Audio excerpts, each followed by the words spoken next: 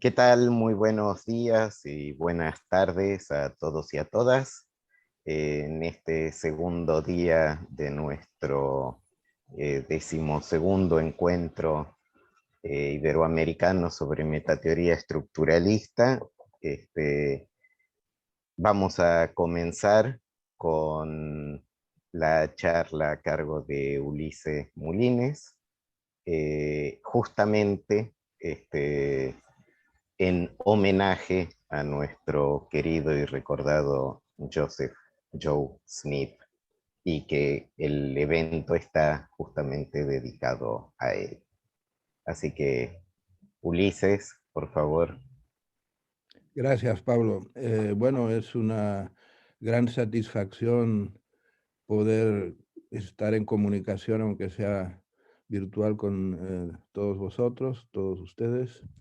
Eh, y estoy un poco conmovido también en el sentido de que hayáis pensado en mí para que haga una semblanza de Joe Smith, un pequeño homenaje que bien se lo merece.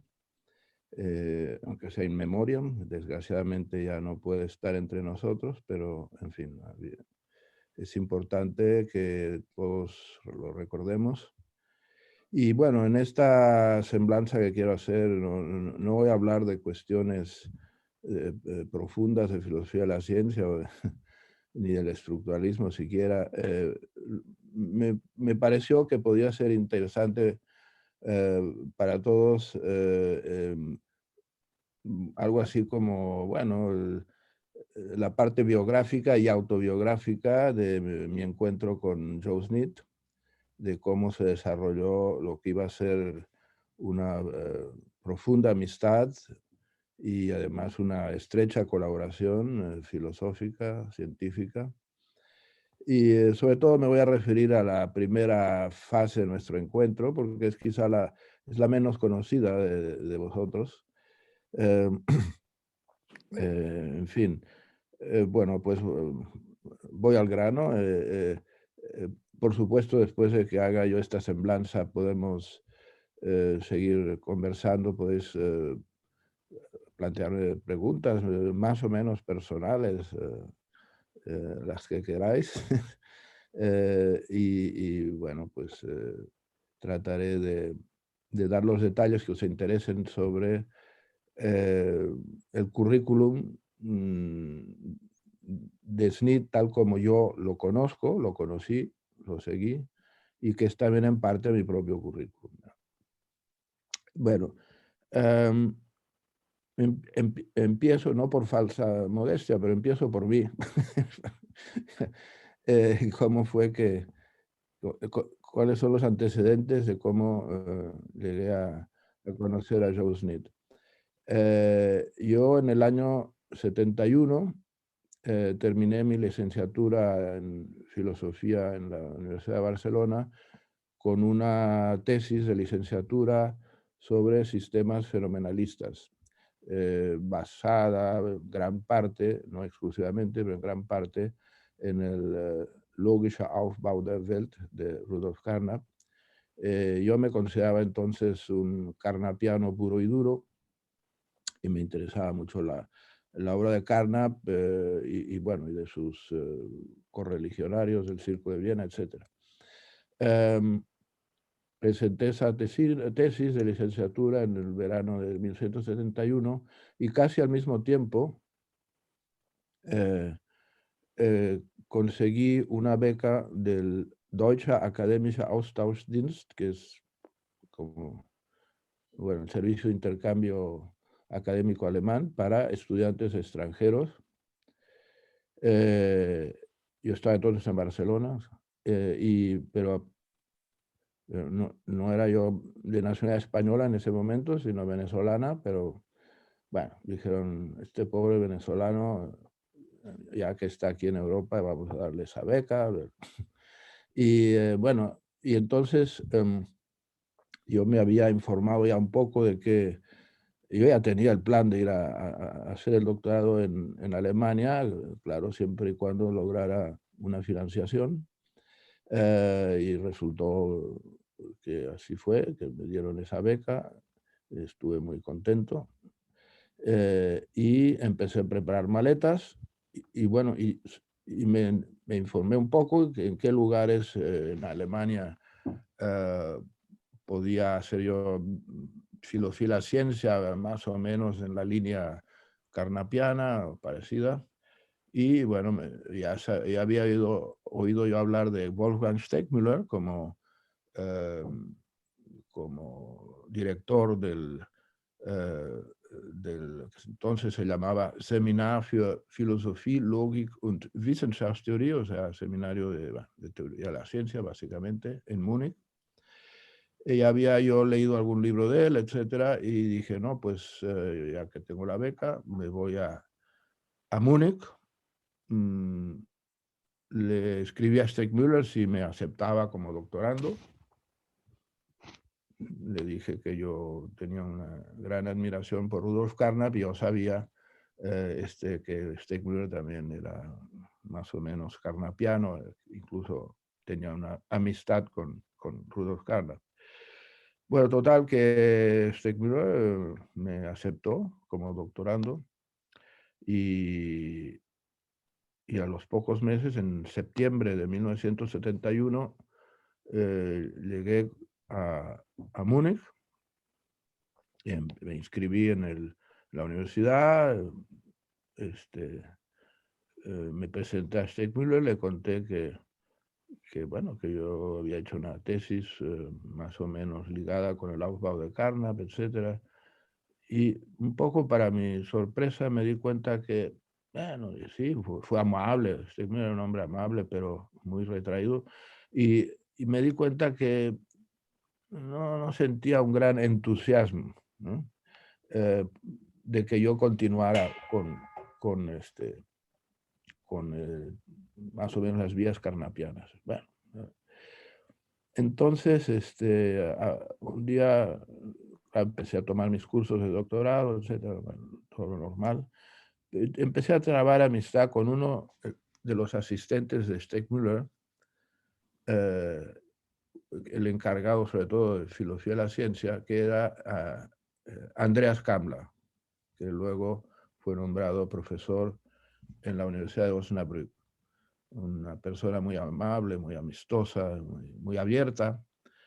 Y le conté, bueno, yo he venido aquí desde Barcelona con la idea de hacer algo más o menos en la dirección del positivismo lógico, de Carnap, etc. Y me dijo, bueno, sí, está bien, pero le tengo que decir que a Steckmüller esto ya no le interesa mucho. A pesar de que hacía un año que había aparecido el libro de Steckmüller titulado Theorie und Erfahrung, o sea, teoría y experiencia, que un par de años después yo traduje al español.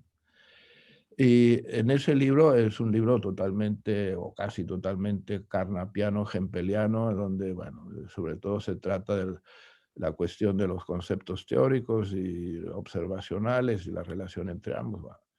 Y hacía apenas un año que había salido en Alemania ese libro, yo lo había comprado. Y entonces el Kamla me dijo, pero ¿sabe qué? Eso a Steckmüller ahora ya no le interesa, no le interesa mucho. No, ahora él jura y perjura por un libro que se titula The Logical Structure of Mathematical Physics, que acaba de salir, estoy hablando de fines del 71 o principios del 72, cuando tuve esa conversación con Andreas Kamla, que no hace mucho salió, de un tal Joseph Smith, que en su casa lo conocen a la hora de comer, pero les parece muy brillante.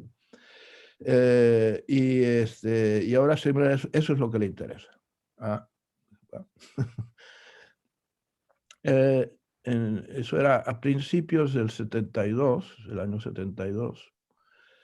Bueno, yo entonces, bueno, me conseguí ese libro en la biblioteca del instituto, empecé a leerlo y no entendía yo nada.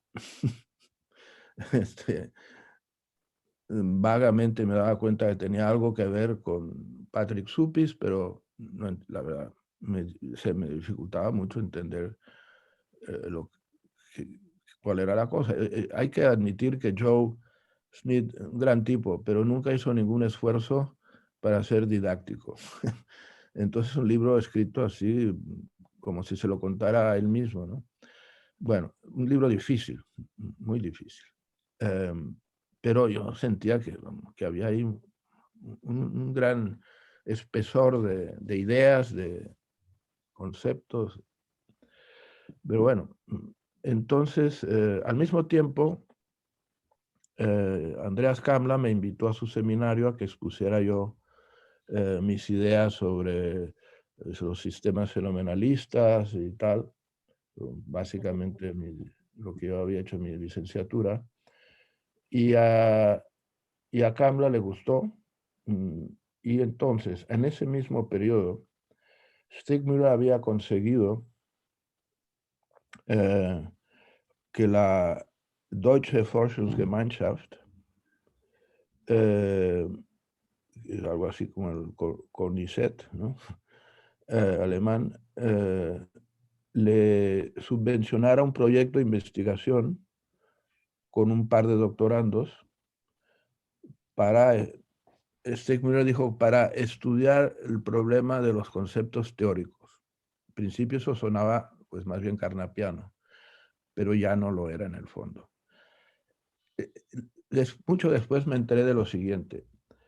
En el año 71, Stigmüller tuvo algo así como una especie de crisis, después de publicado su libro de teoría, un Erfahrung, todavía muy carnapiano y hempeliano, y se dio cuenta que esta distinción entre lo teórico y lo observacional y las reglas de correspondencia de Nagel y todo eso, que todo eso era como muy artificial, que no daba cuenta realmente bien de las teorías científicas, pero no sabía qué otra, en fin, qué otra corriente o qué otro enfoque podía ayudarle. Y me enteré mucho después que una vez que estuvo Hintika de profesor invitado para dar unas charlas en el Instituto Stegmüller, y que Stegmüller le decía a Hintika, pues todo esto de los conceptos teóricos y observacionales, todo está muy empantanado. Y Hintika dice, sí, pero hay un enfoque nuevo, muy prometedor, de un joven norteamericano llamado Joe Smith, que acaba de publicar su libro, The Logical Stuff, Mathematical Physics. Hintika le recomendó a Stegmüller que echara un ojo a ese libro. Entonces, al parecer, a principios del año 72, Stegmüller empezó a leer el libro de Smith y parece que le pasó un poco como a mí, que no entendía gran cosa. Pero Stegmüller tenía la posibilidad de, como ya tenía mucho prestigio en los medios académicos alemanes, tenía la posibilidad de conseguir una financiación de parte de la Deutsche Forschungsgemeinschaft para, simple y llanamente, para analizar el libro de Smith, ¿no? Esa era la tarea que él, honestamente, planteó a la Deutsche Forschungsgemeinschaft, que quería analizar un libro muy importante para la filosofía de la ciencia y ver si se podía desarrollar ulteriormente, etc. Y que estaba sobre todo relacionado con la cuestión de los conceptos teóricos. Bueno, la Deutsche Forschungsgemeinschaft le dio el dinero para un par de plazas de jóvenes doctorandos cuya tarea iba a ser leer el libro de Joe y ver si lo entendían y luego contárselo a Stegmüller. Entonces, uno de los doctorandos de Stegmüller, Wilhelm Wolze, ese ya había empezado un poco, pero como que solo no acababa de funcionar. Y Kamla, que había asistido a mi exposición sobre sistemas fenomenalistas, y al parecer le caí muy bien, le dijo a Stegmüller, mira, aquí hay un venezolano, medio español, medio venezolano, que acaba de llegar, pero que parece que no es tonto, y creo que tiene la madera para también colaborar en ese proyecto de análisis de la obra de Smith y ver qué sale de eso. Y Stegmüller, que no me había hecho hasta entonces mucho caso, quedó convencido por Kamla, bueno, vio mi currículum, tal, y dijo, ok, entonces, eso fuera que la primavera de 1972, empecé más sistemáticamente a estudiar la obra de Smith, junto con el compañero de doctorado Wilhelm Holse. Y bueno, poco a poco empecé a entender cuál era todo el rollo. Y sobre todo, bueno, luego se ha dicho que Stegmüller, que Stegmüller descubrió la obra de Smith, la importancia de la obra de Smith, porque sentía bueno, una gran inquietud por entender la obra de Kuhn, la estructura de revoluciones científicas. El propio Stegmüller luego, en su semi-autobiografía, etcétera, dio a entender que eso es lo que había pasado, que él quería ver cómo hacer sentido de la obra de Kuhn y que Smith le había ayudado en eso. Eso es solo en parte verdad. En el momento en que yo entré en ese proyecto de investigación, a Stegmüller no le interesaba gran cosa a Kuhn, ni lo discutía en sus seminarios. Le interesaba la problemática de los conceptos teóricos tal como Joe Smith la estaba analizando, sobre todo en la primera parte, ¿no?, de Logical Structure Mathematical Physics. Lo de Kuhn vino poco después y fue porque también, como recordaréis, el último capítulo del libro de Smith está dedicado, no totalmente, pero una parte de él, a una reconstrucción, digamos, smithiana de los conceptos kuhnianos de ciencia normal y ciencia revolucionaria. Y entonces, a mí me tocó, mientras mi compañero Bols estudiaba la primera parte del libro de Smith, sobre todo, a mí me tocó la segunda parte y en particular analizar lo que Smith decía sobre Kuhn.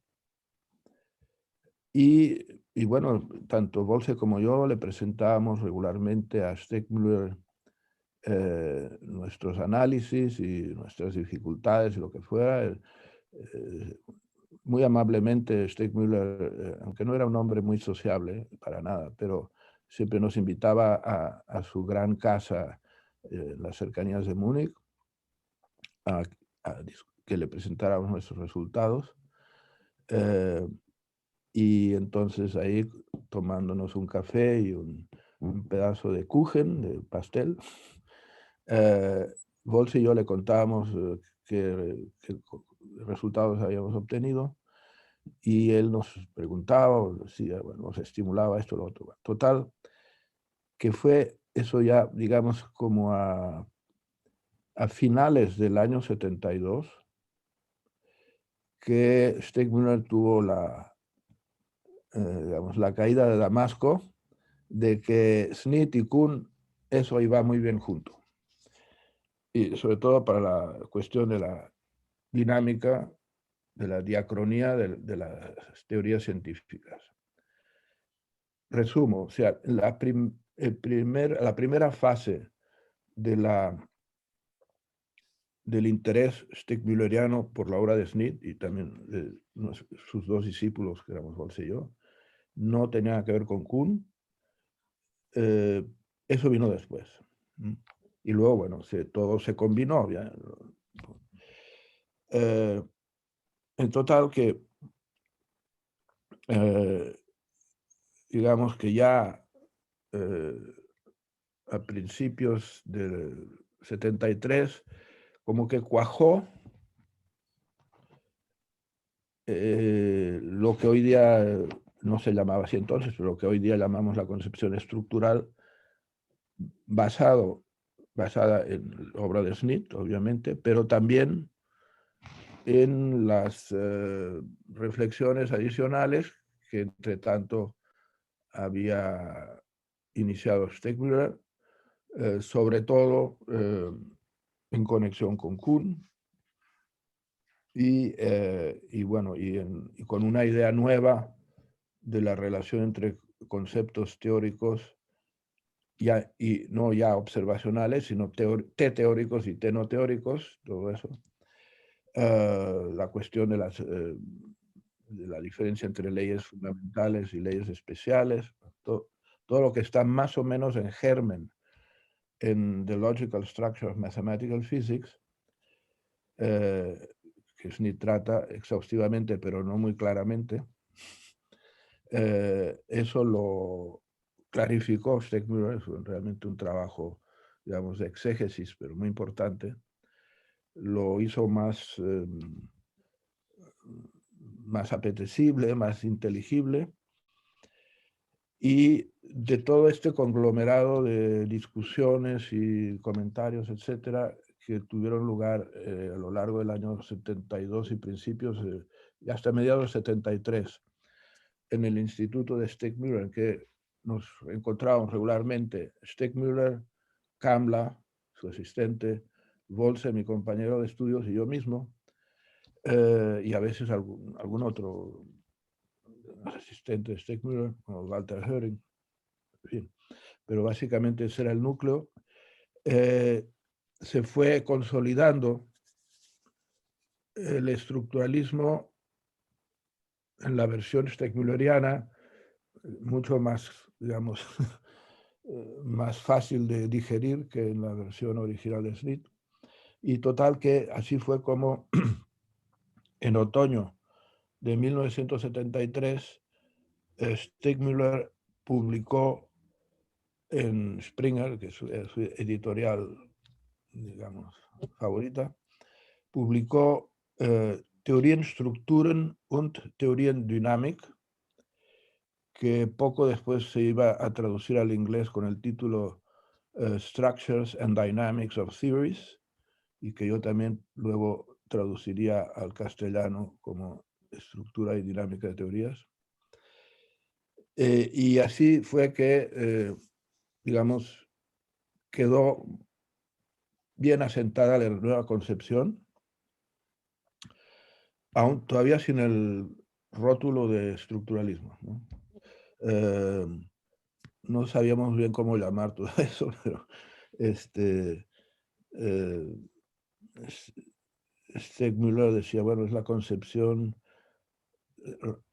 Ramsey modificada, modified Ramsey conception, y bueno, y smithiana, en fin. No había un rótulo todavía claro para este nuevo enfoque.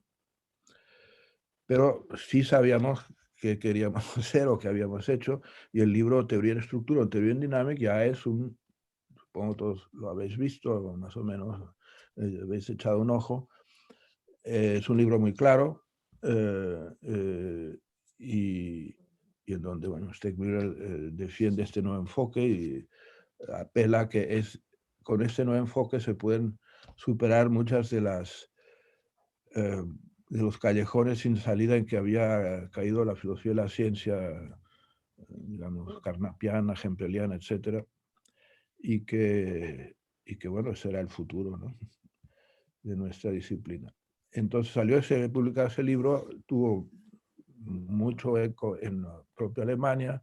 Stegmüller se hizo aún más famoso de lo que ya era, y entonces la DFG era muy bueno para sacar fondos. Se dirigió a la DFG y dice, bueno, yo ya tengo aquí este proyecto con estos dos muchachos, doctorandos míos, que han trabajado muy bien, pero ahora queremos ir más adelante y queremos invitar al propio Joe Smith un par de años a Múnich para que todos juntos hagamos aquí el gran equipo. Joe en esa época no tenía chamba, como dicen en México, no tenía trabajo. Estaba, si no recuerdo mal, estaba en California, pero quizá con pequeños cargos por aquí y por allá, pero no tenía, no solo no tenía cátedra, no tenía ni una silla donde sentarse, ¿no? Entonces, aunque tenía el apoyo de Patrick Suppis, pero relativo, y por lo demás el resto de la community de filosofía de la ciencia en Estados Unidos no lo pelaba en absoluto. Nadie excepto Hintica y quizá un poco Suppis, se había enterado de que había un libro titulado The Logical Structure of Mathematical Physics. Y la gente empezó a enterarse de eso. Primero en Europa, en Alemania, en los países de lengua alemana, gracias a Stickmüller, y luego como de retache se empezaron a enterar también los anglosajones. Pero bueno, eso es una anécdota aparte. El caso es que Schnitt en el año 73, 74, no tenía un puesto, claro. Entonces, Stickmüller convenció a DFG que lo invitaran a Múnich como profesor invitado, con un buen sueldo, igual que el de un catedrático, ¿no?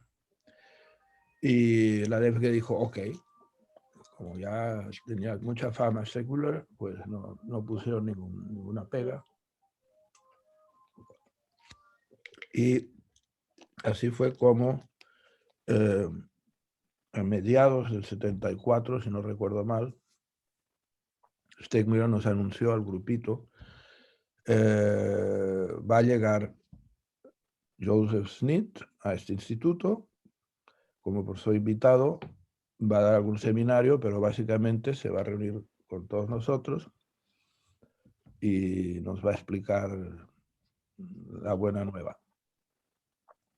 Bueno, claro, todos los que trabajamos en eso, e incluso otros estudiantes que no estaban tan metidos en el estructuralismo, pero que todos sabíamos que había ahí un libro importante, que era el de Schnitt. Bueno, todo el mundo quedó fascinado y bueno. Y bueno, nadie de nosotros tenía la menor idea de qué pinta tenía Schnitt. Nos imaginábamos más bien un señor ya un poco quizá maduro, pero no viejo, pero maduro y quizá muy aburrido, o buen científico, etc. Y bueno, un día que estaba yo en el Instituto de Stickmüller, ahí me dice la secretaria de Stickmüller, está por llegar aquí al instituto el profesor Joseph Schnitt. Ah, dije, bueno, lo voy a ver en persona, a ver qué pinta tiene, ¿no? Y total que veo llegar a un cowboy con sus botas de cowboy, por supuesto sin corbata y con su onda de vaquero también, así, tal, y su chaqueta, ¿no? Primero pensé, bueno, ¿y ese individuo quién es aquí? Stickmüller, por cierto, iba siempre con corbata, yo creo que hasta dormía con corbata, era de una elegancia extrema, Stickmüller. Y cuando su secretaria ve llegar a ese individuo, se asustó, ¿verdad? ¿Y esto qué es aquí? Ningún profesor en el Instituto de Stickmüller se iba a presentar sin corbata y mucho menos con botas de cowboy, ¿no? Pero pues ahí llegó el genio, que se lo podía permitir. Y entonces, bueno, hubo una pequeña reunión, Stickmüller nos lo presentó y tal.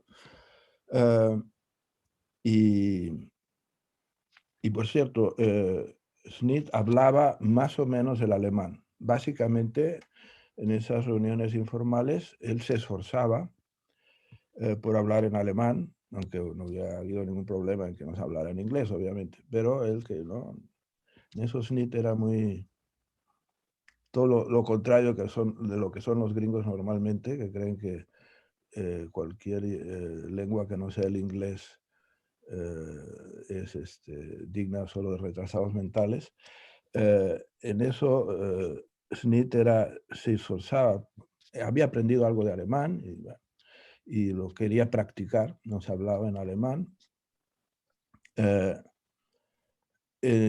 aunque luego más adelante conmigo, porque a mí me daba igual hablar alemán que inglés, ninguna de las dos lenguas la dominaba yo perfectamente, pero ya bueno, con él yo hablaba en inglés.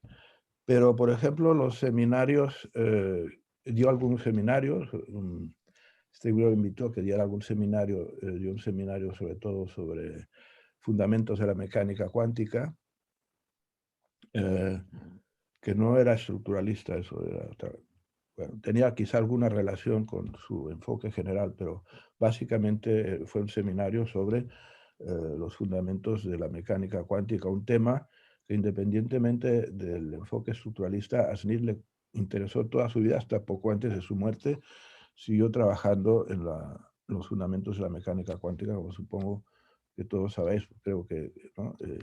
Pablo consiguió publicar no hace unos años en Metateoría un artículo de Smith sobre mecánica cuántica.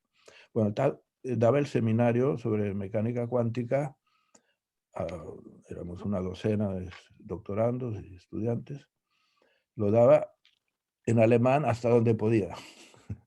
Y llegaba un momento que ya no podía seguir el argumento, entonces se pasaba al inglés. Pero siempre hizo ese esfuerzo muy meritorio y bueno, vosotros lo sabéis perfectamente que también luego intentó siempre hablar en español en las reuniones en los ámbitos iberoamericanos.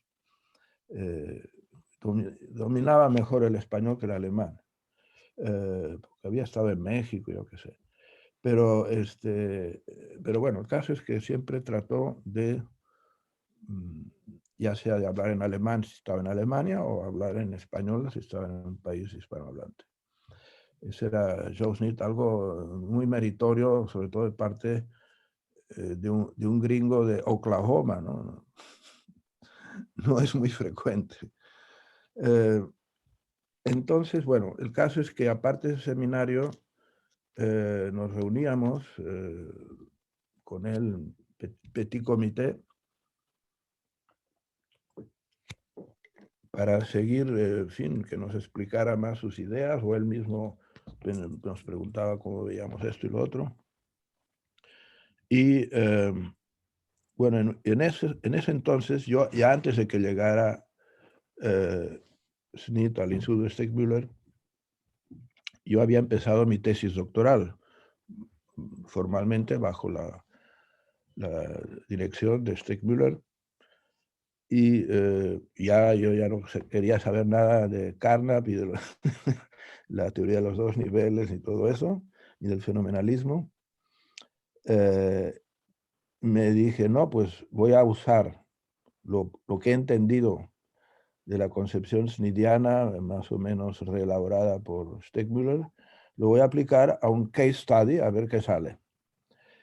Y bueno, como muchos sabéis, yo en la Universidad de Barcelona había estudiado física sin terminar la carrera, pero había estudiado bastante física y sobre todo siempre me había gustado mucho la termodinámica.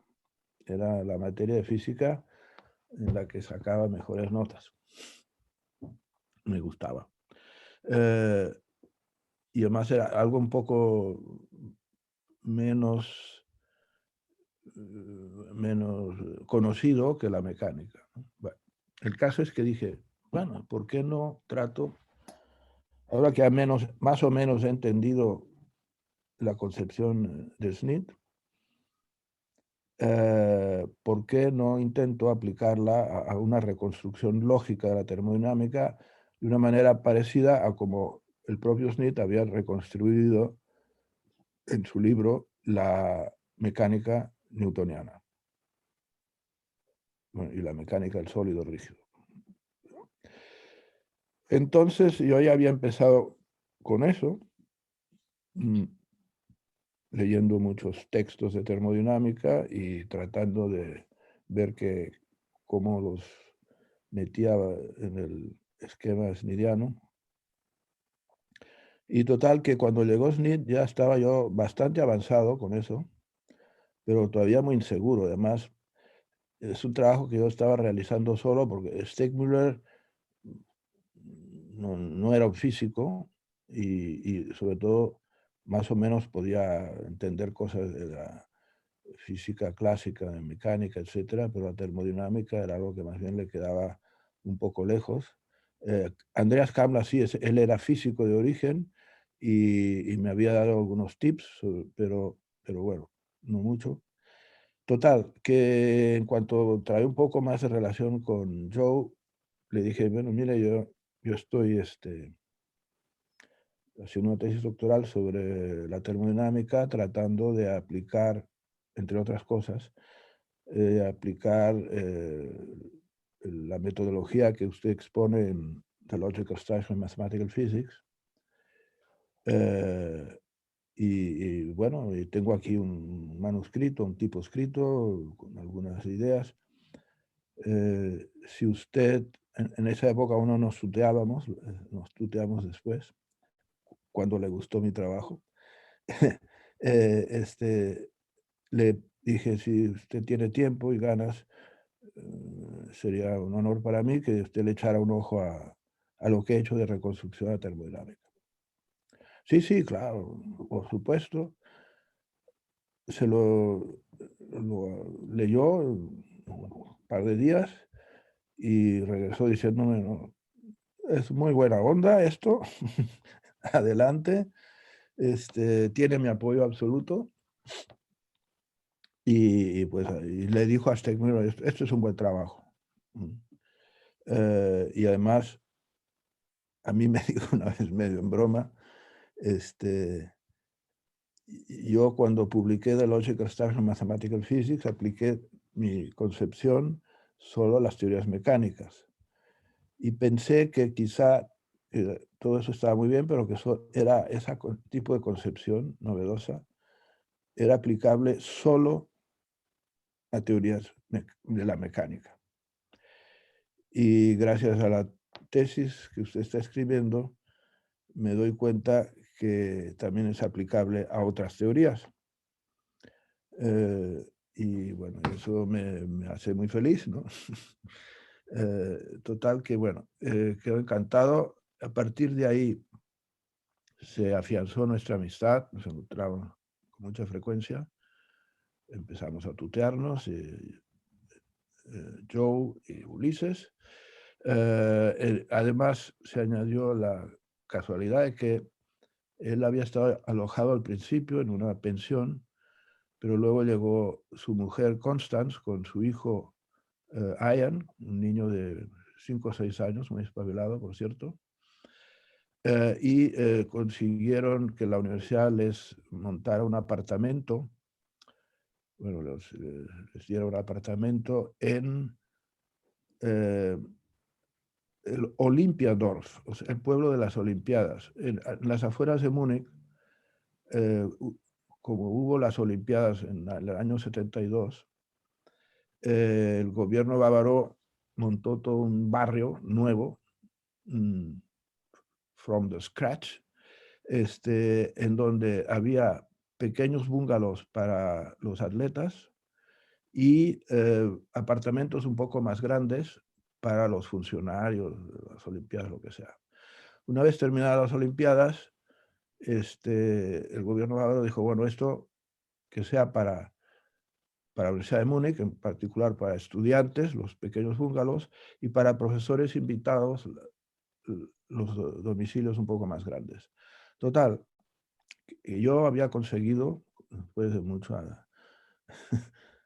mucho tesón, que me alquilaran un pequeño bungalow en el Olympiadorf y a Schneid le dieron un apartamento a 4 pasos del mío. De modo que pues nos encontrábamos más bien en su casa porque mi apartamento era muy pequeñito, pero nos encontrábamos continuamente ahí, ¿no? Con su mujer y su hijo, y hablábamos de todo, no solo de estructuralismo, sino de política, de Bauhaus. A Schnitt le interesaba mucho la Bauhaus y a mí también.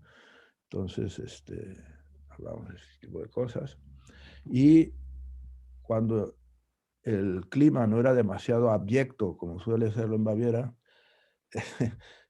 nos tomábamos el tren y nos íbamos a, a los bueno, a cercanías de los Alpes, a hacer una excursión. Claro, no subir mucho porque el niño era pequeño, pero sí con mochila y vamos, ahí vamos. Y eso fue también muy agradable. Eh, y bueno, y así fue que pues, se forjó esa amistad.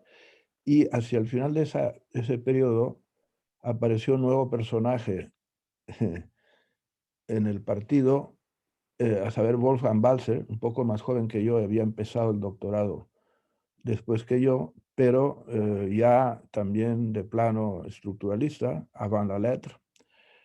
Su tesis doctoral, que presentó un poco después de la mía, fue una reconstrucción estructuralista de la geometría física. Y bueno, entonces nos encontrábamos ya hacia el final de este periodo, Joe, Balzer y yo, a veces con la familia de Joe, a veces no, y, y seguíamos elaborando los tres juntos, echando, digamos, más, dándole más dinámica al programa, todavía no llamado estructuralista. Lo llamábamos our stuff, ¿no? Nuestro truco, nuestra onda, dirían en México. Our stuff. Entonces nos dedicábamos a discutir our stuff. Así surgió también la idea de reformular el aparato formal de The Logical Structure of Mathematical Physics de una manera más conspicua y más clara. Eso fue sobre todo la idea de Balzer, de lo que se llaman las redes teóricas hoy día. Y bueno, muchas otras cosas. Surgió la idea de incluir en el programa toda la temática de la aproximación. Eso fue, por cierto, una idea estimulada por Andreas Kambla, que consideraba muy importante la aproximación en las ciencias físicas, y Schnitt no se había ocupado de eso. Entonces, también empezamos a incluir eso. Bueno, se fue configurando lo que luego, digamos, 10 años después o así, o más, 12, llegaría a ser An Architectonic for Science. Pero eso fue, bueno, en el 75. Yo estaba muy feliz en Múnich, pero era un extranjero tolerado siempre y cuando no hubiera terminado su tesis doctoral todavía. Pero una vez terminada la tesis doctoral, la policía bávara, los funcionarios bávaros me dijeron, bueno, usted es un venezolano que vino acá a hacer un doctorado, muy bien, usted ya lo ha terminado, ahora se tiene que regresar a su país de cocoteros a ayudar al desarrollo de Venezuela. Y aquí no lo queremos ver más. Entonces yo no tenía ninguna ganas de regresar a Venezuela, ni tampoco a España, por cierto. Quería hacer mi carrera en Alemania, pero entonces yo era pues un meteco indeseable para las autoridades bávaras, así que raus. Entonces, bueno, fui con Steckmüller a orarle, no, mira, me quieren echar. Steckmüller me apoyó haciéndome asistente suyo, antes de que yo tuviera el título de doctor. Hizo ahí un truquito y me dio una plaza de asistente para protegerme un rato y además consiguió que el rector de la Universidad de Múnich mandara una carta al policía máximo ahí diciendo no pueden echar a este muchacho que es muy capaz o lo que sea. Y llorando por aquí, llorando por allá, consiguió Steigmuller que me dieran todavía un poco más de medio año de lapso antes de la guillotina. Pero era claro que en un momento u otro me iban a dar una patada y para afuera. En eso se presentó la ocasión, no me voy a extender en detalles de cómo, de que me ofrecieran una plaza de investigador titular en la UNAM, en el Instituto de Investigaciones Filosóficas, entonces dirigía Fernando Salmerón. Y bueno, esa fue mi tabla de salvación.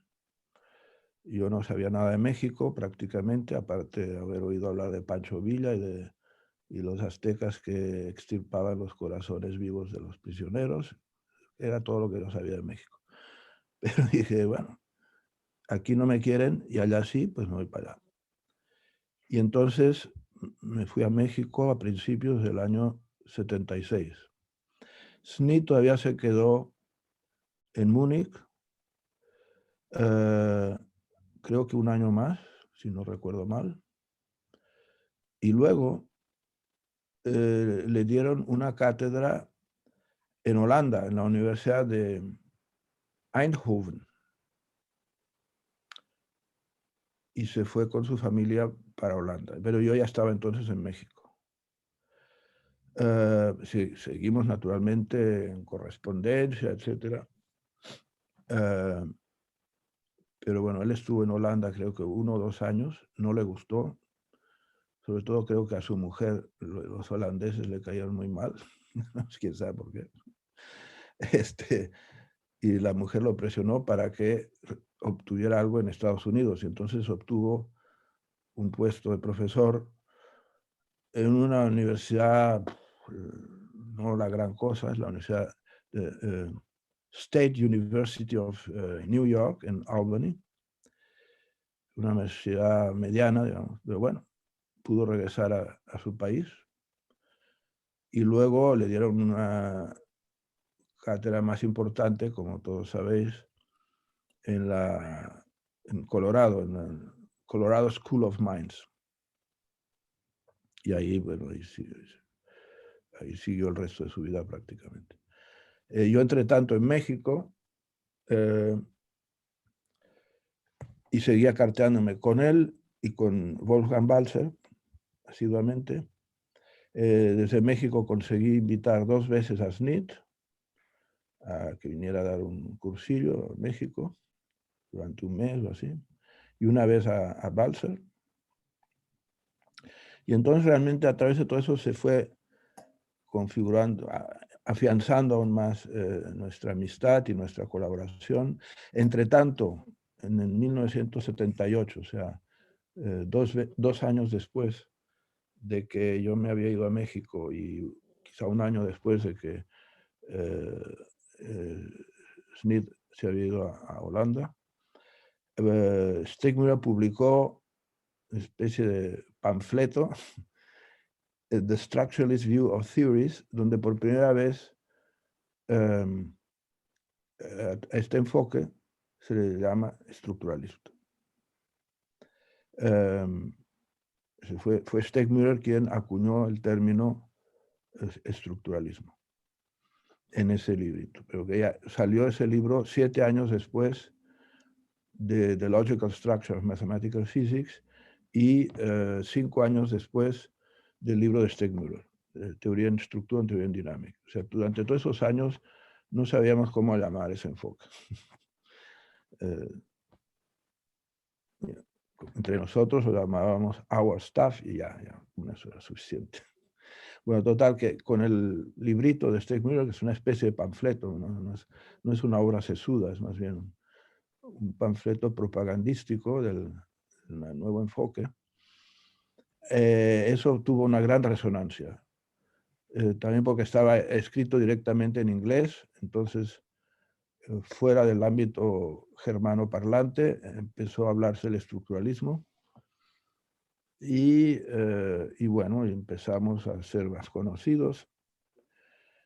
Y fue en ese periodo que surgió la idea, un poco por correspondencia, pero también cuando nos encontrábamos. Yo alguna vez fui invitado a Múnich y ahí me encontraba con Balzer, etc. Surgió la idea de que había que hacer un nuevo libro, digamos, mucho más sistemático, más consolidado y con muchos más detalles y más teorías reconstruidas, en fin, un verdadero volumen, ¿no? una suma del estructuralismo, que es lo que luego fue publicado como An Architectonic for Science en 1987.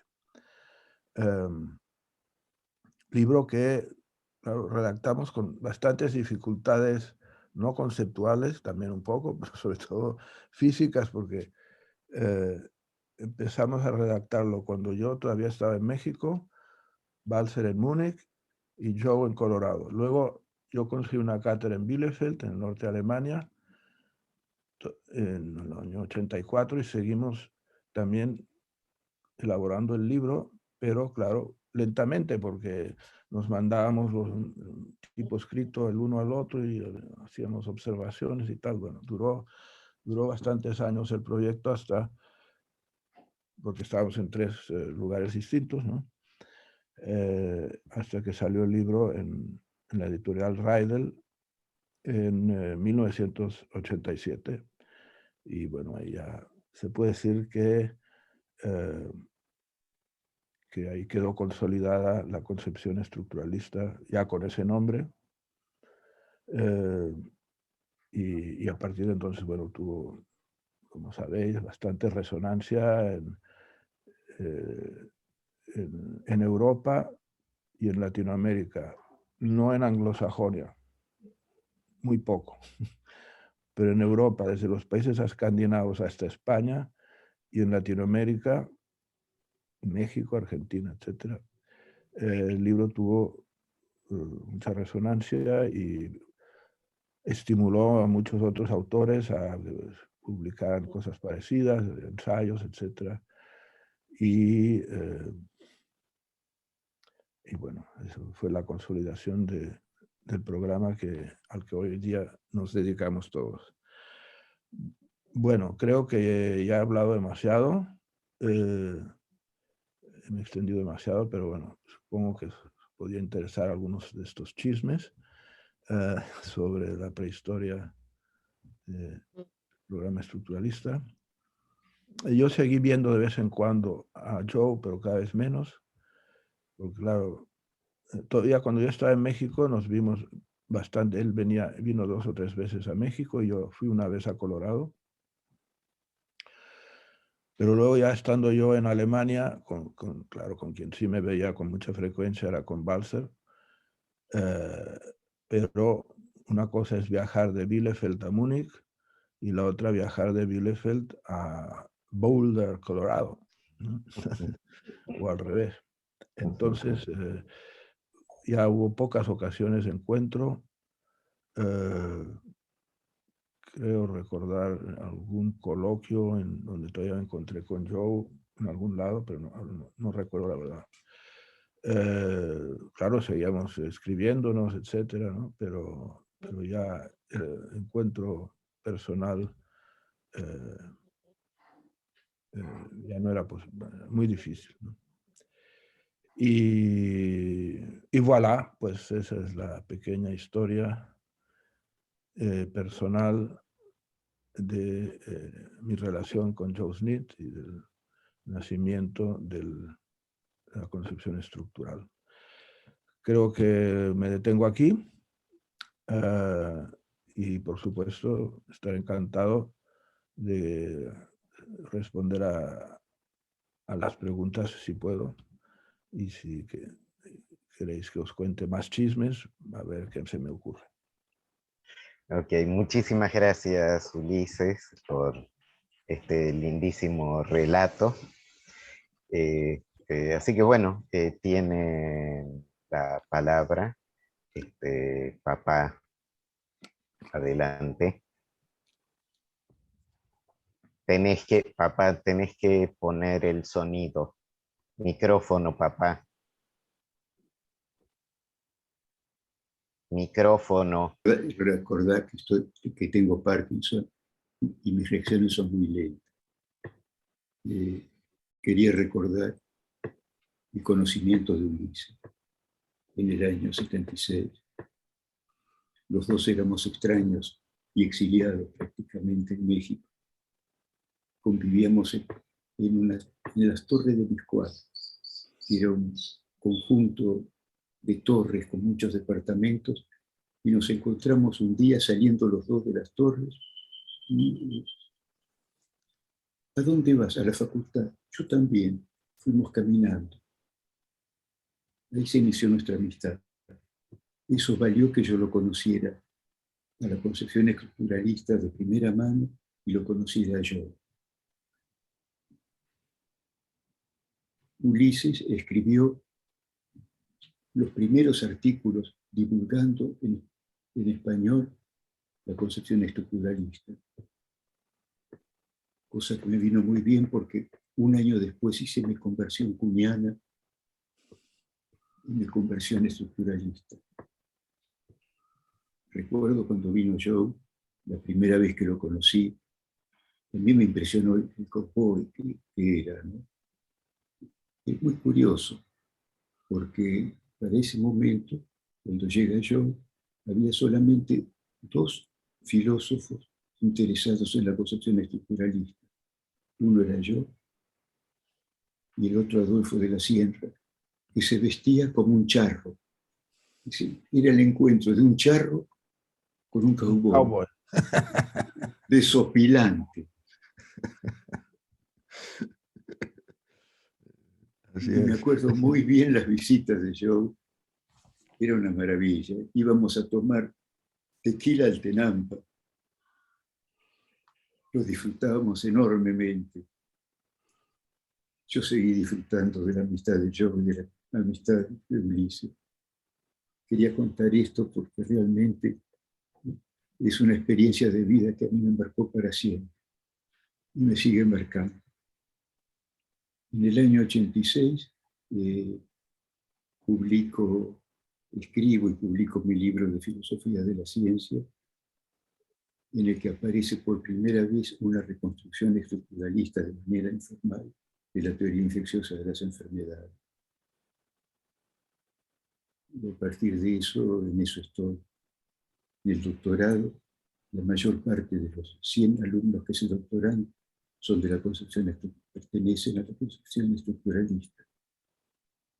Y la mayor parte de ellos son reconocidos como investigadores en distintas universidades del país y del exterior. ¿Sí? Los frutos de Ulises y de Smith siguen apareciendo. Y yo le agradezco muchísimo a los dos, a Ulises esencialmente y a Smith en el recuerdo. Muchísimas gracias, Ulises. Gracias a ti, Gogi, por añadir un poco más de sustancia a mis recuerdos. Efectivamente, quisiera solo añadir que cuando llegué a México, bueno, nadie sabía ahí qué era eso del estructuralismo o de Smith, pero hubo efectivamente dos personas con las que muy pronto hubo una comunicación alrededor del estructuralismo, lo cual me estimuló, que fueron César alias Gogi y Adolfo García La Sierra, efectivamente. Y eran, de hecho, a nivel, digamos, de filosofía de la ciencia, fueron mis dos únicos interlocutores en esos primeros años en México.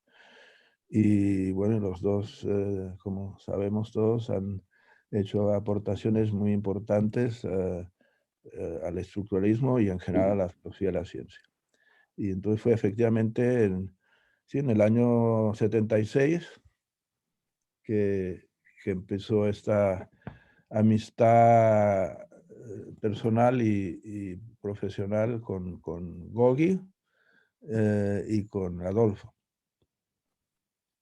Y bueno, cuando venía Smith, de vez en cuando también, claro, íbamos con él, como decía ahora Gogi, íbamos a tomarnos unos tequilas por ahí juntos y seguíamos hablando de lo que fuera, no solo de filosofía de la ciencia o de filosofía, sino también de política, lo que fuera.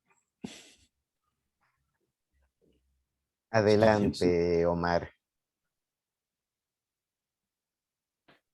Ok, ya, ¿me escuchan? Sí, ok.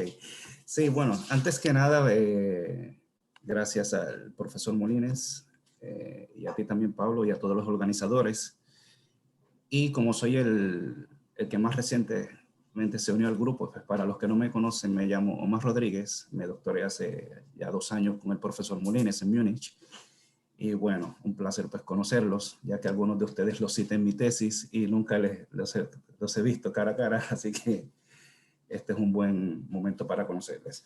Antes de hacer la pregunta que voy a hacer también, por cuestión de cortesía, les adelanto que pronto voy a tener que desconectarme, pero me reconecto en la tarde para la conferencia sobre reducción ontológica. Y bueno, sí, la pregunta que le planteó el profesor Molines, y en realidad a todos, es una pregunta que yo sé que todos se han planteado y se han contestado alguna vez. Yo tengo un interés particular por contestar esta pregunta. Y es el estructuralismo. Me parece a mí, y supongo que es la opinión de todos, si no de todos, pues de la gran mayoría, yo entiendo que cumple a cabalidad con los estándares de la filosofía de alto rigor, de filosofía de la ciencia de alto rigor que se hace en Inglaterra y en los Estados Unidos. Y este enfoque inicialmente, para mí esto fue nuevo, que dijo el profesor, no sabía que fue Hintika quien le dijo a Steckmüller, le llamó la atención sobre este libro de Smith. Pues más o menos, pues, no le puso del todo atención, pero ya teniendo, digamos, el apoyo o la admiración de un individuo como Hintika, cumpliendo con estos estándares de alto rigor, la pregunta que me hago, y digo, ¿qué fue lo que pasó en el proceso que este enfoque en los Estados Unidos e Inglaterra no tuvo ese impacto que tuvo en Alemania, en Europa, en América Latina? Yo particularmente me interesa bastante conocer a fondo qué fue lo que pasó. Como le dije al profesor Molines el día de mi defensa de tesis, que en caso estoy todavía en este pendereo de Múnich y acá Puerto Rico, en caso de quedarme por acá por los Estados Unidos, uno de mis proyectos para el futuro sería promover acá ese enfoque. Y ese es mi interés particular de contestar en la medida de tener una respuesta bastante concreta de qué fue lo que pasó. No sé, sí, esa es la pregunta. ¿A qué se debe que este enfoque, que como digo, yo entiendo que cumple bastante con los estándares de la filosofía de alto rigor que se practica acá en los Estados Unidos y en Inglaterra, ¿por qué no tuvo ese impacto o esa aceptación que tuvo en Alemania, en Europa y en América Latina? Sí, bueno, es una pregunta Gracias. que todos los estructuralistas nos hemos planteado hace mucho tiempo. Probablemente hay varios factores que explican la soberbia ignorancia con que nos regalan nuestros colegas anglosajones, con excepciones notables, porque tampoco hay que generalizar demasiado. Por ejemplo, John Forge, australiano, anglosajón, por tanto, mostró en varios de sus escritos desde hace tiempo un interés por el estructuralismo. Más recientemente, un filósofo de la ciencia muy reconocido, que no es de origen anglosajón, pero que está en Florida, que es Octavio Bueno. También no es que sea estructuralista, pero digamos es compañero de viaje, simpatizante, y alguno que otro. Pero es verdad que el 99% de los profesionales de la filosofía y la ciencia en Estados Unidos y en Gran Bretaña no quieren oír hablar, o mejor dicho, ni han oído hablar del estructuralismo, ni saben de qué se trata. Bueno, eso yo no tengo ninguna explicación muy clara al respecto, pero creo que no es solo algo que afecte a la concepción estructural, sino a muchas otras corrientes filosóficas o de todo tipo, sociológicas, históricas, etcétera. Se podría llamar un axioma socioacadémico que estipularía lo siguiente: para un académico anglosajón, nada que publique otro académico fuera de Anglosajonia, aunque lo publique en perfecto inglés, merece la pena de ser leído. Y ninguna exposición que haga en un congreso, aunque la haga en perfecto inglés, merece ser escuchada. Ese es un axioma del que me he percatado desde hace ya tiempo. Bueno, quizá no solo en filosofía, ¿no? Pero especialmente en filosofía es así. Y bueno, es lo que normalmente los latinoamericanos llamamos el imperialismo yanqui, que tiene muchas facetas, y una es esa, que puede uno montarse como quiera y hacer las acrobacias que quiera y hacer papers muy sesudos y cosas muy interesantes, pero si el autor no es profesor desde hace tiempo en una universidad de anglosajonia, ningún anglosajón lo va a tomar en serio, aunque escriba muy bien el inglés o lo que sea, pero simplemente no existe. Para el mundo académico anglosajón no existe un mundo académico no anglosajón que valga la pena. A lo sumo, en sociología y cosas así, toman en cuenta el mundo francés, académico francés, pero realmente por las malas razones. Porque, bueno, les parece más divertido. Pero no hay ningún filósofo anglosajón que mencione filósofos alemanes o escandinavos o españoles o italianos, nada. Y no solo en el estructuralismo, sino eso es general. Como tienen además el monopolio de las revistas, de la mayoría de órganos de publicación, o las asesorías en las editoriales, pues es un problema, como digo, sociológico, socioacadémico, que bueno, quizá parece que hay profesores, filósofos chinos que nos toman más en serio, así que como China se va a convertir quizá en la primera potencia mundial, tenemos algunas chances de que en el futuro nos tomen más en cuenta. Pero en la anglosajonia estamos fregados. Así es. Ok, Muchas muchas gracias. gracias, Ulises, por la respuesta. Una pregunta, no sé si vos sabés el contexto particular en el cual Barilel le sugirió a Steckmüller la denominación de concepción estructuralista. Bueno, sí, corre ese chisme por ahí, no sé. Steckmüller lo cuenta, digamos, Cuenta, sí, ¿no? pero No Stegner sé a si... veces tenía un poco, bueno, Sí. no lo sé. Ajá. Es verdad que lo que yo recuerdo Ujú. es que yo estaba ya de doctorando, era al principio de mi doctorado con Steckmüller, y que Steckmüller invitó a Bar Hillel a dar un par de charlas. Por cierto, se armó un irigote porque Bar Hillel venía de Israel y era ferozmente antimarxista. Y entonces Stegner lo invitó a dar una conferencia así, a temas generales, y hubo ahí las típicas células Rottenzellen, que se llamaban entonces, ¿no? Las células rojas de toda la chaviza ahí marxista, que empezaron a atacar, y entonces Bart Hillel se enojó mucho y les dijo algo así como: tienen ustedes suerte de que yo no tengo una metralleta aquí. Los periódicos. Bueno, bueno, eso es una anécdota aparte. Bart Hillel, como probablemente ustedes saben, era de hecho un discípulo de Carnap. Y aunque se dedicaba más a la lógica, pero también un poco a la filosofía de la ciencia, pero en el sentido de Carnap. Y entonces Stegner, al parecer Bart Hillel no sabía nada de Smith, ni había leído su libro, pero Stegner, que estaba entonces empezando a entusiasmarse por el libro de Smith, le contó, ¿no?, de que se trataba básicamente.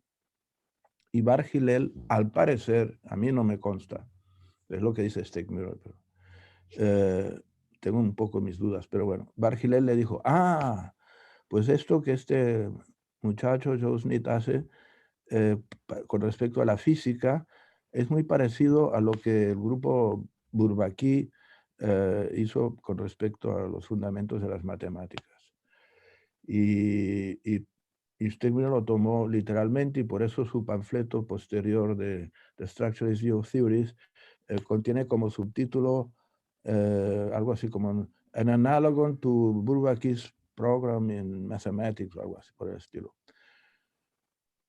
Es posible, pero yo no pondría la mano en el fuego en esta anécdota, porque, bueno, un hecho es que Bart Hillel nunca se ocupó del estructuralismo, ni avant la lettre, ni après la lettre, y yo no sé qué tanto se enteró de lo que hacíamos así. Pero fue una mala, yo creo, si es verdad que Bart Hillel le dijo eso a Stegner, yo creo que no fue un buen consejo, porque todo lo que hicimos luego, sobre todo en Architectonic for Science, y lo que todos ustedes han estado haciendo, bueno, claro que usamos algunas herramientas de Bourbaki, de teoría de conjuntos, ¿verdad?, obviamente, pero no es que el espíritu sea el mismo, para nada. Yo no lo veo. No sé, más no puedo decir. Yo creo que fue un poco un faux pas de Stegner, quizá para hacer más propaganda, es decir, somos igual de campeones que los del grupo Bourbaki o algo así, pero él mismo nunca más habló de esa analogía, nunca más. Después de la publicación del panfleto de Structuralist View of Theories, nunca volvió a hacer eso, que yo sepa, ninguno de sus escritos volvió a hacer ese paralelismo, que a mi modo de ver es equivocado. No que yo tenga nada contra Bourbaki, es una cosa muy buena la que hicieron ese grupo, pero para los fundamentos de las matemáticas, pero eso es todo. No le veo. El estructuralismo no es un programa fundacional para la física, para nada, ¿no?, ni para ninguna teoría empírica, mientras que Bourbaki sí es un programa fundacional para las matemáticas. O sea, yo creo que fue algo que se le ocurrió a Stegner o a Bart Hillel o lo que sea, y luego, pero ya nunca más se habló de eso, ¿no? Ok, muchas gracias. José. ¿Se me oye desde aquí? ¿Se oye Te oigo bien? mal, José. Si te acercas al micrófono sería mejor.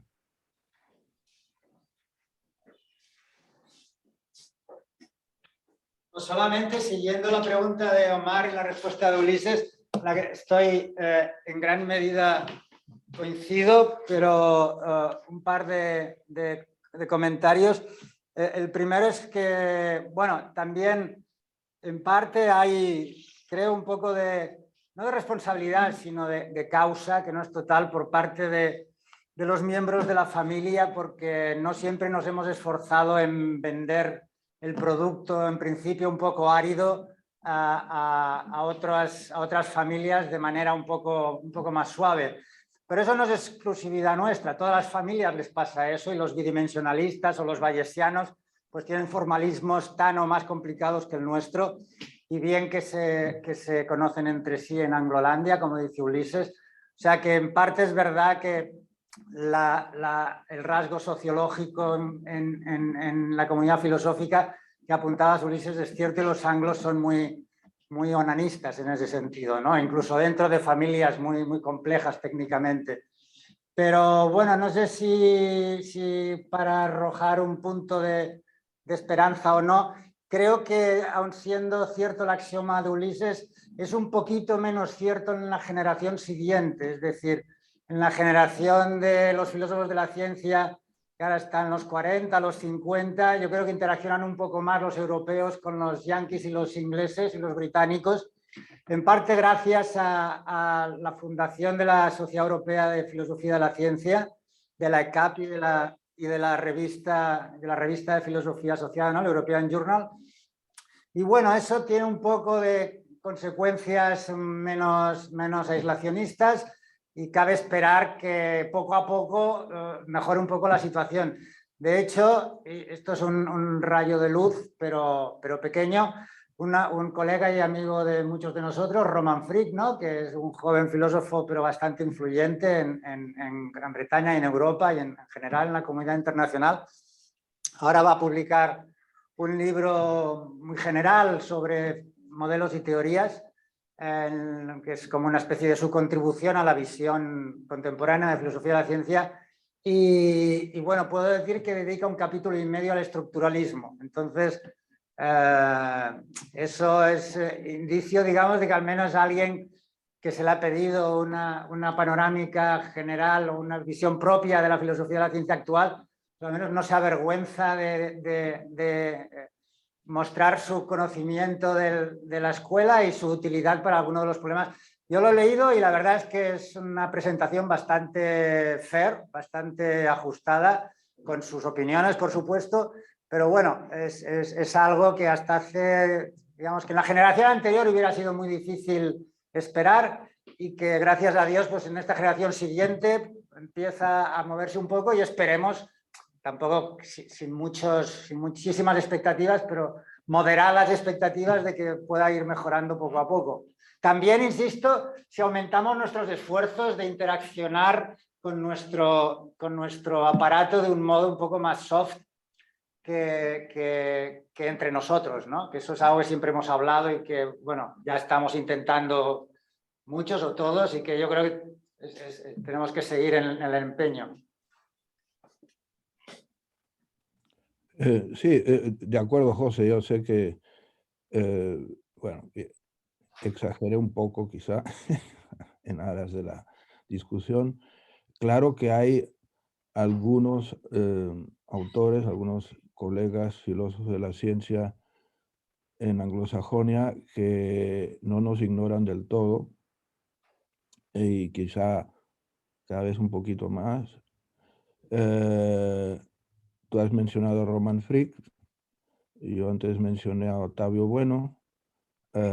Otro es Holger Andreas, que fue mi colaborador en Múnich y que ahora es profesor en la British Columbia, y que acaba de publicar un libro muy sesudo en donde hace uso del estructuralismo para cuestiones epistemológicas, y que de hecho se considera también estructuralista. Pero si te fijas, todas estas notables y esperanzadoras excepciones, ninguno de estos es originariamente anglosajón. Ni uno. Frick es alemán, Holger Andreas también, Bueno es brasileño, y etcétera, ¿no? Hay por ahí algún otro de origen italiano, lo que sea. Pero es realmente un fenómeno socioacadémico muy curioso. El profesor realmente anglosajón clásico, de una universidad anglosajona, de origen genéticamente anglosajón, parece que tiene una alergia al estructuralismo, todavía hasta el día de hoy. Y tienen que ser gentes de otros países ya radicados en alguna universidad anglosajona que sean menos dogmáticos o menos, en fin, negativos. Sí, muchas gracias. No sé si alguien más quiere agregar algo. Algo cortito, Pablo. Más cerca del micrófono, a ver. ¿Me oís? Ahora sí, perfecto, Vale. gracias. Hola, muchas gracias Ulises por tu charla, fue de verdad emotiva, interesante a un tiempo, muy interesante. Quería, precisamente a la luz de todo esto que estáis diciendo, que ha dicho José, etcétera, recordar el caso de un anglosajón, quizás haya más, pero yo ahora recuerdo uno que después no le he seguido la pista, que sé que estuvo en Múnich, y que es John Bickel, autor de un libro que apareció en el MIT, publicado por la editorial del MIT, que se llama Psychoneural Reduction, que está dedicado a reducción de la psicología a la neurociencia, y que sí, hay varios momentos en el libro, de hecho un capítulo entero, en el que usa, si bien no hasta sus últimas consecuencias, las herramientas de la metateoría estructuralista para este caso concreto de reducción. Yo luego, hay dos cosas que desconozco en relación con este libro, que me parece muy interesante.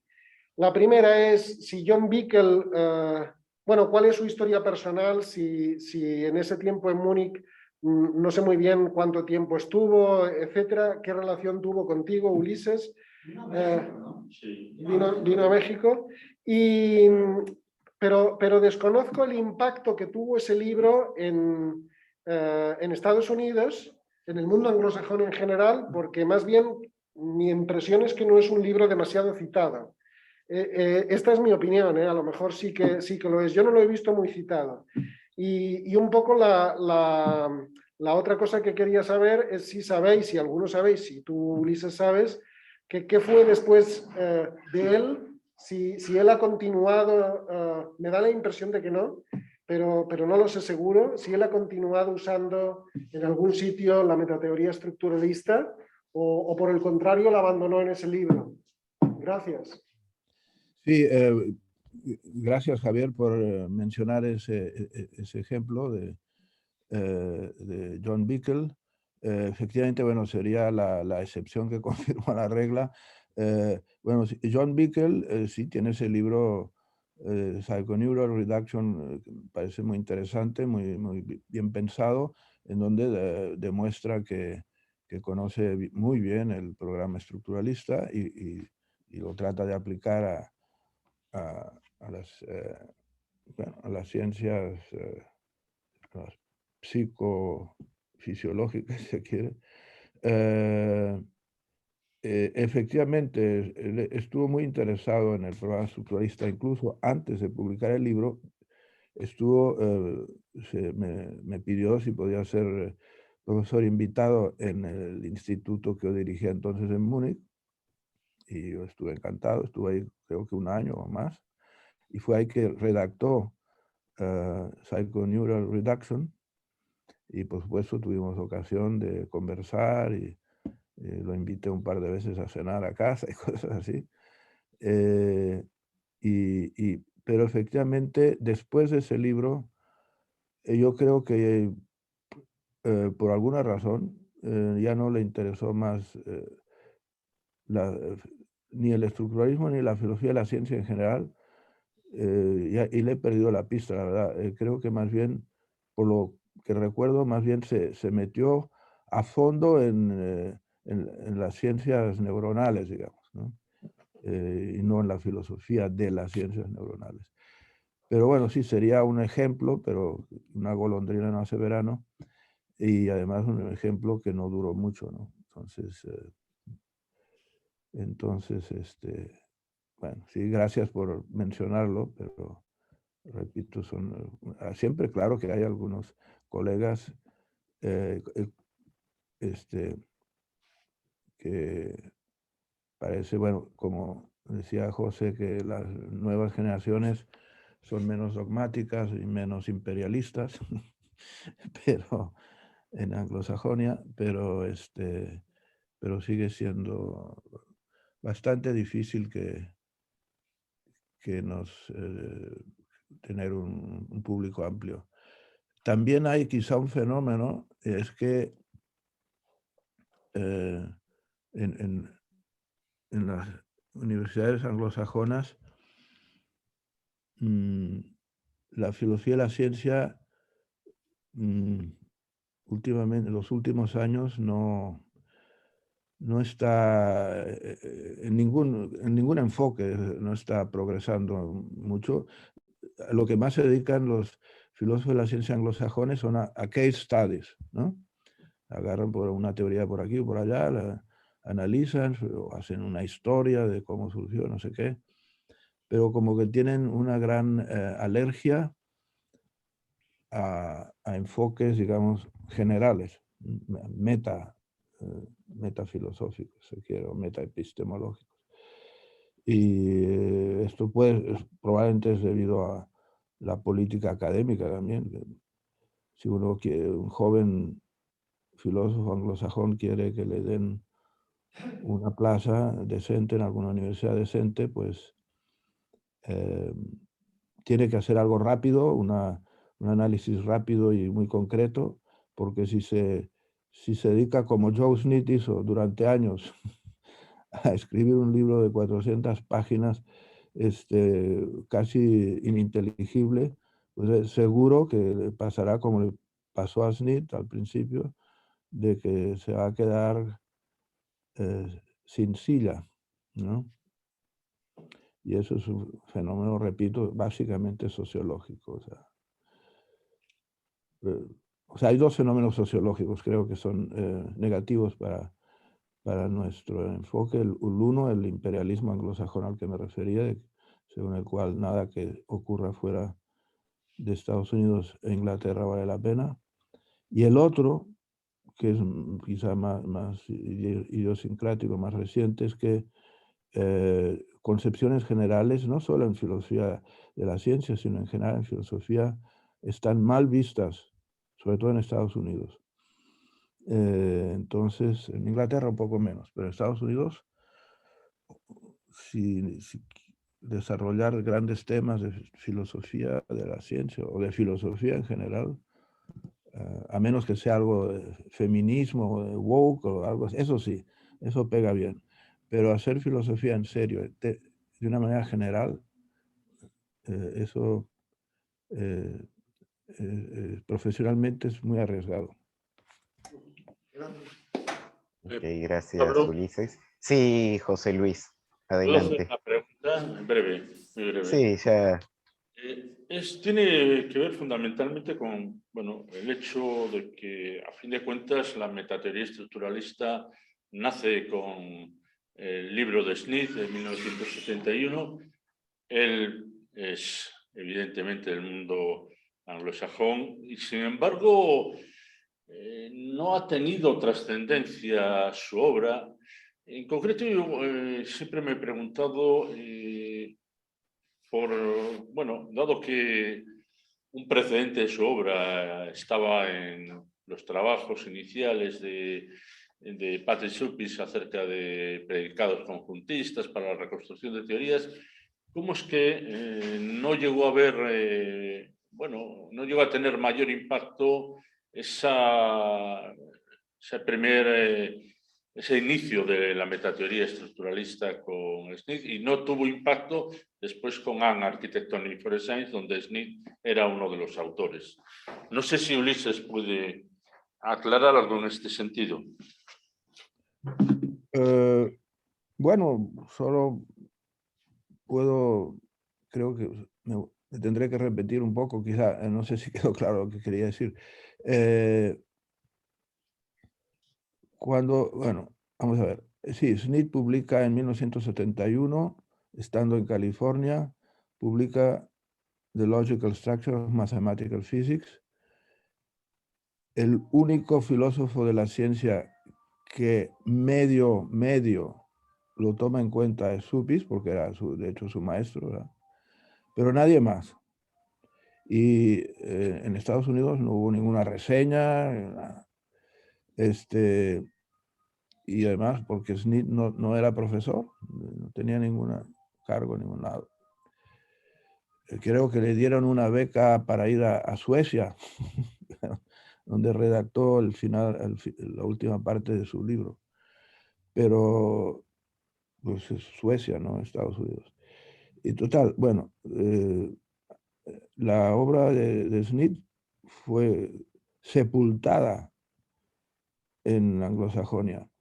Fue gracias al tip que le dio Hintikka Steckmüller, Hintikka, un finlandés, obviamente, no un anglosajón, el tip que le dio Hintikka a Steckmüller, que Steckmüller, que andaba en esa época muy digamos, en crisis intelectual con respecto a todo el asunto de los conceptos teóricos, etc.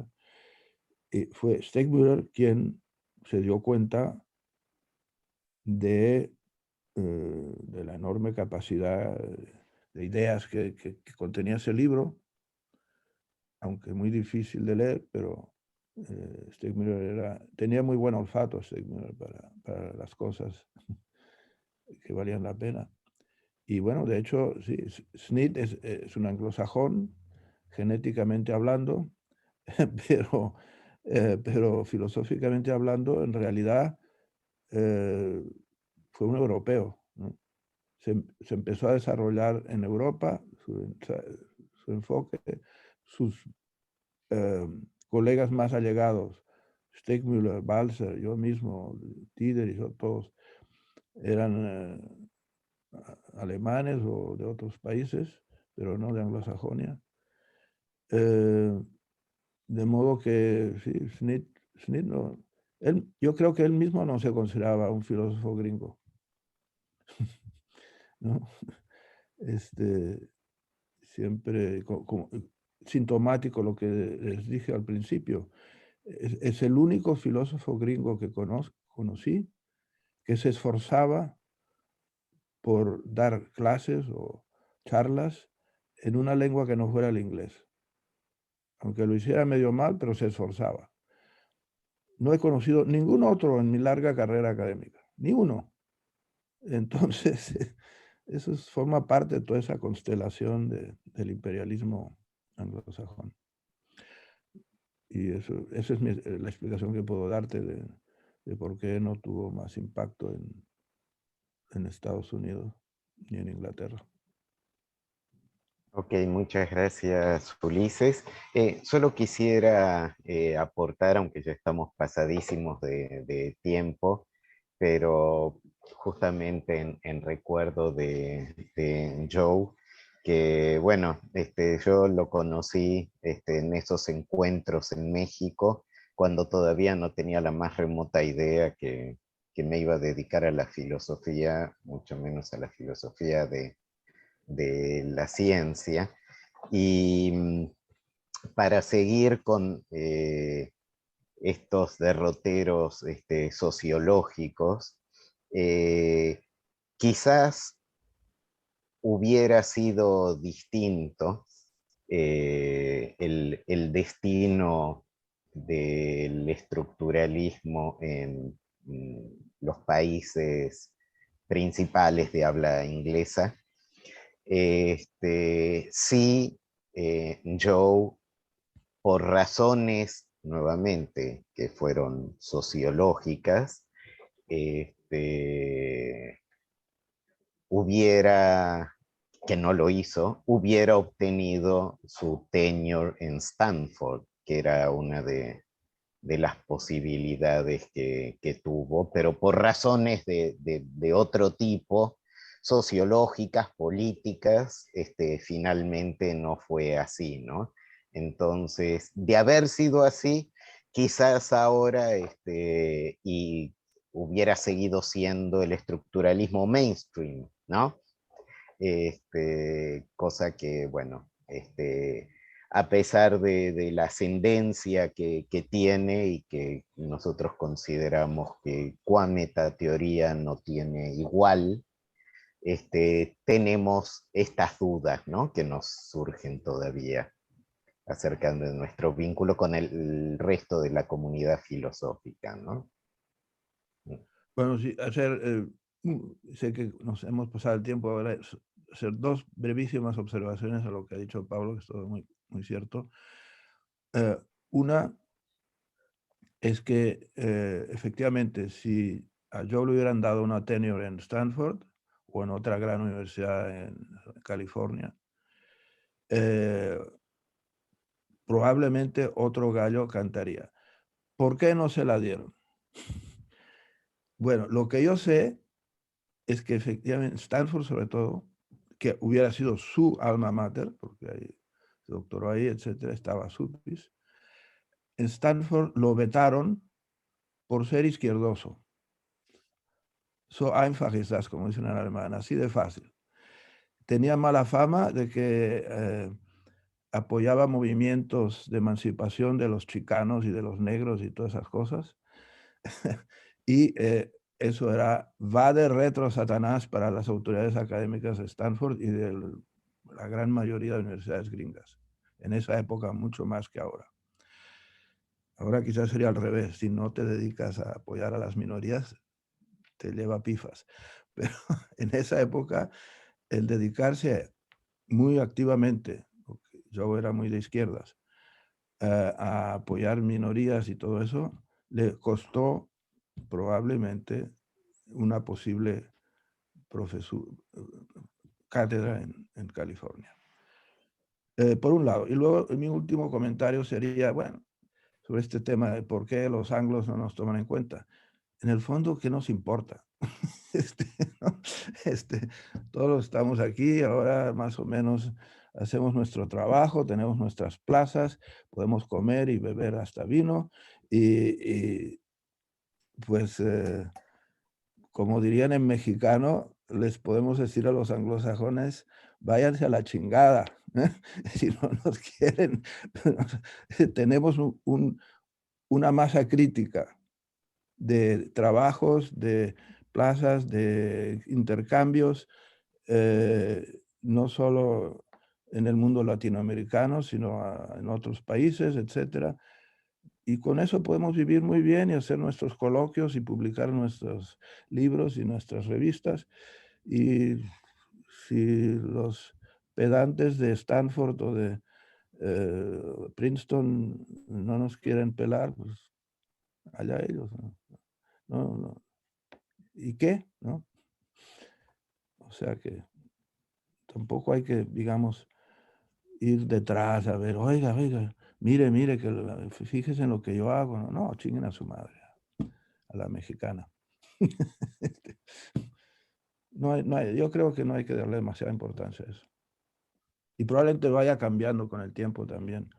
Es un fenómeno cultural amplio el de que el mundo anglosajón ya no es tanto el centro del mundo como lo era hace todavía 5 o 10 años. Y bueno, si los chinos nos pelan más que los anglos, tanto mejor. Estupendo. Ok. Creo que papá, yo daría aquí por terminado, pero no sé si tenías alguna breve acotación. Sí, solamente indicar de que se pueden ir al demonio. Esto de satisfacer al dueño del imperio, al amo, no corre más. Tenemos nuestras cosas, nuestros propios vínculos. Hacemos las cosas creo que bien. Tenemos revistas y posgrados exitosos con egresados que están en los países de Europa, de Estados Unidos, de América Latina, de Brasil. Podemos darnos por satisfechos y seguir propagando esta que es nuestra verdad. En mi caso, relativamente heterodoxa del estructuralismo. Muchísimas gracias, Ulises, por tu relato. Muchas gracias a todos los participantes. Muchas gracias a Joe por el trabajo realizado y aquí continuaremos en la brecha. Ahora nos tomamos 15 minutos de pausa y retomamos cuando esto ocurra, ¿sí? Pablo, sí. Déjalo en 10 porque si no nos queda... Ok, 10, perdón. Sí, iniciamos y 33. Y te pediría, José Luis, si por favor podrías coordinar la siguiente sesión. Sí, tenemos que cambiar de sala. Ok, 10 minutos, vayan haciéndolo y ahí nos vemos. Gracias.